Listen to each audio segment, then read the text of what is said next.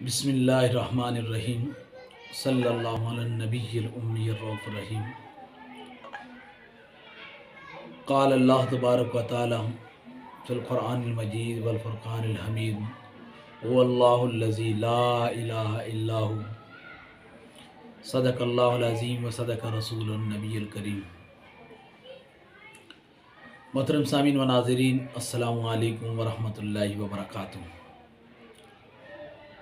आज हम समझेंगे अक़ीदा तौहीद कि अक़ीदा तौहीद क्या है। तौहीद का लफ्ज़ी और लुग़वी माना है किसी को एक मानना, एक करार देना। वाहद युवहिदु तौहीदन बाब तफ़ील से तौहीद मस्दर है और इसका माना है किसी को एक करार देना, किसी को एक तस्लीम करना, किसी को एक मानना, एक करार देना। और इस्तिलाह शरीयत में तौहीद का माना है कि अल्लाह ही को इबादत का मुस्तहिक माना जाए, अल्लाह के सिवा किसी को भी इबादत के लायक न समझा जाए और अल्लाह को उसकी ज़ात और सिफ़ात में ला शरीक जाना और माना जाए। यानी ये अक़ीदा रखा जाए कि अल्लाह ही वाजिबुल वजूद है, वही मुस्तहिक के इबादत है, अल्लाह ही इबादत के लायक है, उसके सिवा कोई दूसरी हस्ती इबादत के लायक नहीं है। और जैसी ज़ात अल्लाह की है वैसी ज़ात कोई दूसरी नहीं, और जैसी सिफ़ात अल्लाह की है वैसी सिफ़ात किसी और में नहीं। तो उसको ज़ात और सिफ़ात में यकता मानना, ला शरीक मानना, ये अक़ीदा तौहीद है।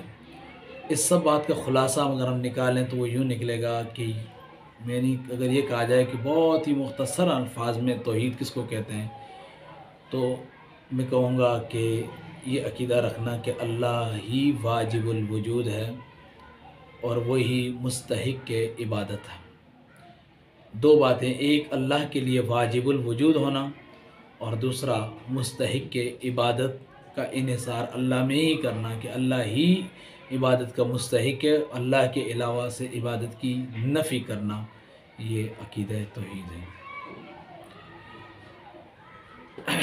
अल्लाह तबारक व तआला ने कुरान मजीद फ़ुरक़ान हमीद की सूरह इख़लास में तमाम तरह के मुशरिकीन के शिर्क को रद्द करके एक पाक साफ़ मुनज़्ज़ह मुबर्रा अक़ीदा तौहीद अता फ़रमाया। दुनिया में कई तरह के काफ़िर हैं। अव्वलन तो दुनिया के रहने वाले लोगों के दो हिस्से हैं। कुछ वो हैं कि जो इस दुनिया के पैदा करने वाले को मानते हैं, और कुछ वो हैं, और ये बहुत कम तादाद में हैं, लेकिन ये हैं यूँ कहते हैं कि इस दुनिया का कोई खुदा ही नहीं सिरे से, वलियाज़ुबिल्लाह मिन ज़ालिक। तो कुछ तो इस दुनिया का खुदा, खालिक, मालिक, राज़िक किसी को मानते ही नहीं है। वो कहते हैं ये सब चीज़ें आज खुद हैं, खुद ब खुद सब चीज़ें होती हैं, कोई पैदा करने वाला नहीं है। और दूसरा तबका वो है कि जो ये मानता है कि इस दुनिया का खुदा है, इस दुनिया का मालिक, खालिक, राज़िक है, पैदा करने वाला है, और ये इस दुनिया का एक कसीर तबका है।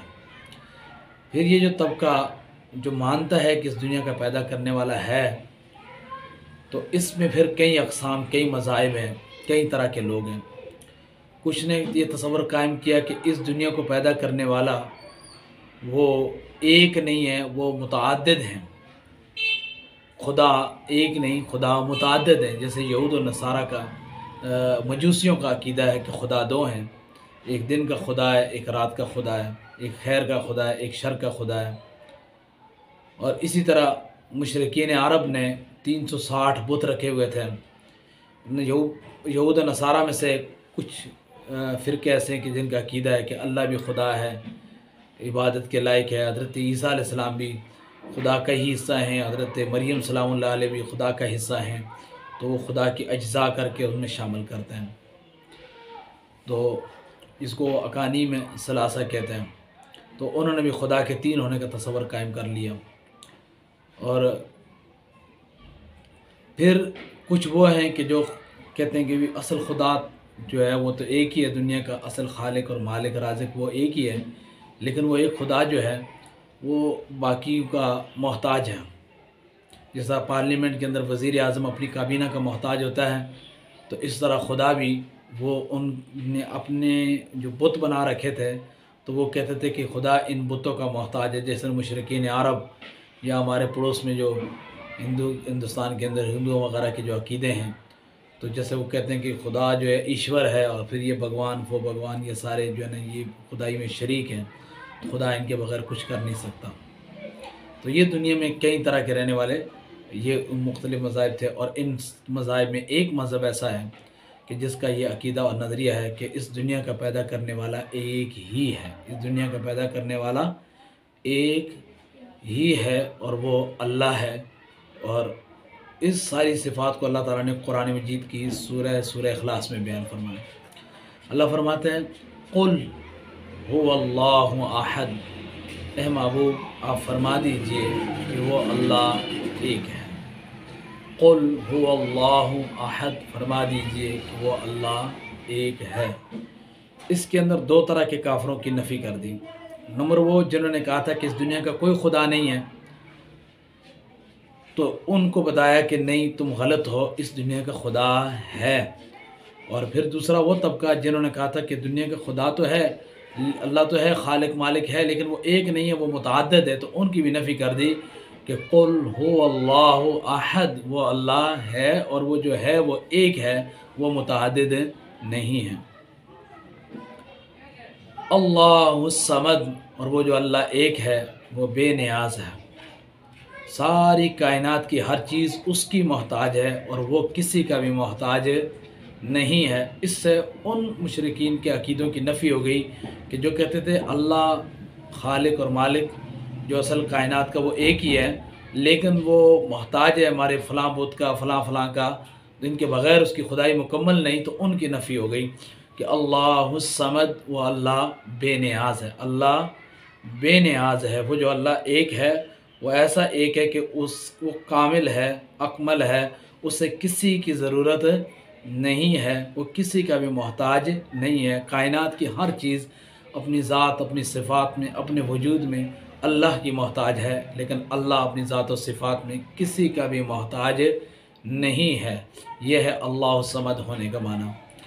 پھر ان مشرکین کی نفی ہوگی کہ جنہوں نے اللہ کے لیے اولاد کو ثابت کرنے کی کوشش کی، جیسے یہود و نصارہ نے کہا حضرت عیسیٰ علیہ السلام اللہ کے بیٹے ہیں، اور حضرت عزیر علیہ السلام اللہ کے بیٹے ہیں۔ اس طرح مشرکین مکہ نے کہا کہ فرشتے اللہ کی بیٹیاں ہیں، تو ان کی نفی کی، فرمایا کہ لم یلد ولم یولد، وہ نہ وہ کسی کا باپ ہے اور نہ وہ کسی کا بیٹا ہے۔ تو اللہ تعالیٰ اس شرک سے بھی پاک ہے، وہ بیوی سے پاک ہے، بچوں سے پاک ہے، باپ ہونے سے پاک ہے۔ وَلَمْ يَكُنْ لَهُ كُفُوًا أَحَدٌ، یہ سب چیزوں کا خلاصہ بیان کر دیا کہ وہ اللہ ایک ایسا ہے کہ وَلَمْ يَكُنْ لَهُ كُفُوًا أَحَدٌ، وہ اپنی ذات و صفات میں لا شریک ہے، کوئی ایک بھی اس کا ہمسر نہیں، کوئی ایک بھی اس کا ہم پلا نہیں، کوئی ایک بھی اس کے برابر نہیں ہے، وہ ہر اعتبار سے اعلیٰ ہے، بالا ہے، بے نیاز ہے۔ اور تو سورہ اخلاص کی اس سورہ اخلاص میں اللہ تعالیٰ نے توحید کو ہم جہت کے ساتھ بیان کر دیا۔ اب الحمدللہ مسلمانوں کا عقیدہ یہ ہے کہ اللہ ایک ہے، وحدہ لا شریک ہے، نہ کوئی اس کی ذات میں شریک ہے اور نہ کوئی اس کی صفات میں شریک ہے، وہ ہر اعتبار سے ایک ہے۔ انشاءاللہ میں دوسری ویڈیو میں ذات اور صفات کے حوالے سے بیان کروں گا۔ آج کی ویڈیوز میں اتنا ہی کافی ہے کہ عقیدہ توحید کیا ہے۔ تو آخر میں پھر ایک بار خلاصے کے طور پہ سمجھ لیں کہ یہ عقیدہ رکھنا کہ اللہ ہی عبادت کے لائق ہے، اس کے سوا کوئی عبادت کے لائق نہیں، اور وہ واجب الوجود ہے، وہ واجب الوجود ہے، نہ کوئی اس کی ذات میں شریک ہے، نہ کوئی اس کی صفات میں شریک ہے۔ یہ واجب الوجود کا مفہوم بھی انشاءاللہ میں وضاحت کے ساتھ آپ کو سمجھاؤں گا، تاکہ یہ ویڈیو بہت طویل نہ ہو۔ انشاءاللہ اگلے درس کے اندر واجب الوجود کے حوالے سے بھی انشاءاللہ سمجھاؤں گا۔ والسلام علیکم۔